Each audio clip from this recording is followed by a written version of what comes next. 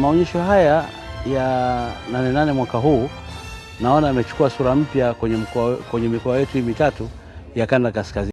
Usisahau kubonyeza alama ya subscribe Kalamu TV Online. Yaani Arusha, Manyara na Kilimanjaro.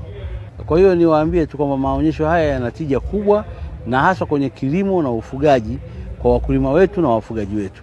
Tumeona maendeleo makubwa ya watu ambao wanazalisha mbegu za kisasa ambazo zina tija kubwa na ambazo wametuambia kwamba hizo zinaweza sasa kufika kwa heka moja kwa mbegu za mahindi, mbegu ambazo zina majina mbalimbali, zina tembo, zina punda milia, zina nyati na nyingine ambazo zitasaidia sana kuwainua wakulima wetu. Na wametuambia kwamba kwa heka moja tunaweza tukapata sasa kwa mbegu hizo mpaka gunia 50, ambazo kwa kweli tukifika kipindi hicho sasa cha gunia 50, sisi na wenzetu wa Ruvuma na mikoa ya kusini tutakuwa tunashindana nao. Lakini tumeona bidhaa za mboga, tumeona nyanya za kisasa, mbegu ya kisasa ambazo zinazalisha nyanya, tumeona vitunguu vizuri ambavyo vina mbegu zake ziko tofauti. Kuna vitunguu vidogo na kuna vitunguu vikubwa ambavyo pia vina thamani kubwa sana, wakati kama vitatoka vizuri vitauzwa. Lakini tumekwenda kwenye banda la Taha, tumeona mafanikio makubwa ambayo yanapatikana kwenye lile banda na katika maeneo mengine. Lakini kwenye ufugaji tumetembelea mabanda mbalimbali ya ufugaji ya halmashauri zetu, lakini tumetembelea banda la mfanyabiashara mmoja ndugu Akram ambaye yeye anafuga kule Sia. Tumeona bridge ya ng'ombe dume lina kilo 1000 mpaka 1300, na tumeona jike lenye kilo 700 mpaka kilo 750.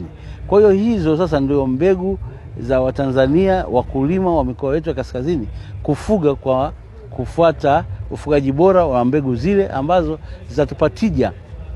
Baada ya kufuga ng'ombe wengi, ng'ombe 100, ng'ombe 200, wewe unafuga ng'ombe wako 20, ukitoa ng'ombe 20, ukitoa 10 kwenda kuuza kwenye soko unapata fedha nyingi. Tumeuliza na nyinyi ni mashahidi. Tumeambiwa ng'ombe mmoja anauzwa milioni 16. Ng'ombe mmoja, dume moja.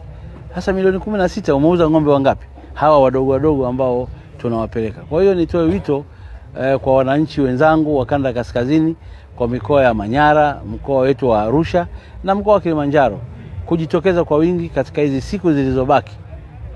Na maonyesho haya yatafungwa tarehe 9. Waje wajifunze, na wakishapata elimu hiyo sasa waende kwenye mashamba au waende kwenye maeneo ya ufugaji ili na wao wa practice hayo mafunzo ambayo wameyapata. Lakini mpongeza sana mkuu wa mkoa wa Arusha na mkuu wa mkoa wa Manyara kwa kazi nzuri ambao wameifanya. Tumeona leo tuko na madisi wanapita huku na huku, na hao wanatembelea mabanda haya wakiwa siku zao za zamu. Asante, mimi naitwa James Mengenga Mole. Haya maonyesho ya 88 kwa kweli yamenifungua, kwa sababu nimeanzia kwanza kule kwenye mifugo, nimekuta kuna ng'ombe wakubwa na nimejifunza namna ya kuwalisha, kwamba kadri ninavyolisha vizuri ndivyo nitakavyopata na mapato mazuri. Kwenye kilimo hapa ndio nimefaidika, kwa sababu nimeona namna nyingi ya kuotesha kwa kutumia ardhi ndogo kwa faida kubwa. Kwa mfano kwenye nyanya, mboga za majani, nimeona kwamba kumbe tunapokuja huku tunabadilika, tunaweza kubadilisha nini?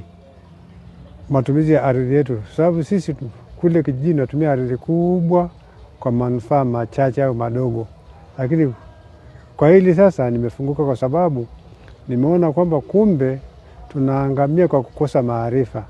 Maarifa niliyopata leo nitaenda kwa apply kule nyumbani kwangu, maisha yatabadilika.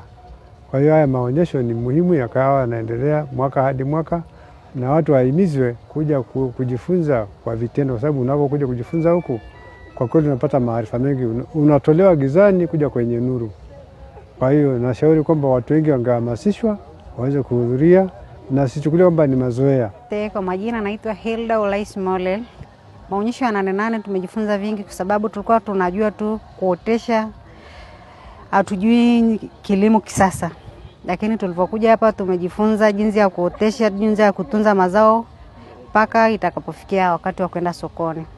Kwa hiyo tunawaalika wakulima wenzetu, karibuni tujifunze. Nane Nane sio kwenda kuangalia tu kuchukua ndoo nini, lakini Nane Nane tunakuja kujifunza kilimo na ufugaji pia, wanatoa elimu kwa ufugaji bora.